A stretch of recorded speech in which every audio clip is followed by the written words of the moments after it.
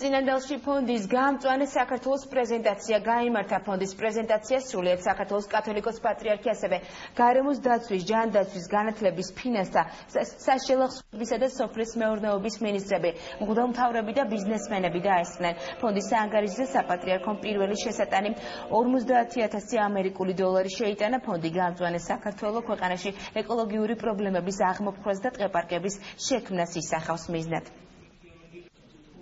Immense sum ჩვენი მოსახლეობა მიიღებს მონაწილეობას ამ დიდ საქმეში და საქართველოს საპატრიარქო საქსურვილიო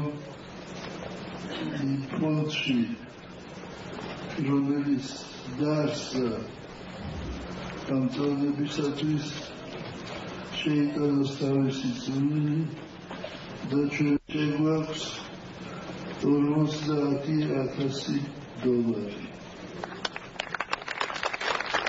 ამ ფონდის მიზნებია საქართველოში დეგრადირებული ტყეების აღდგენისათვის ხელი შეწყობა, ქალაქების გარშემო და თვითონ ქალაქებში სარეკრეაციო ზონების გაშენება და მოსახლეობის გათვითცნობიერება გარემოს დაცვით საკითხებში.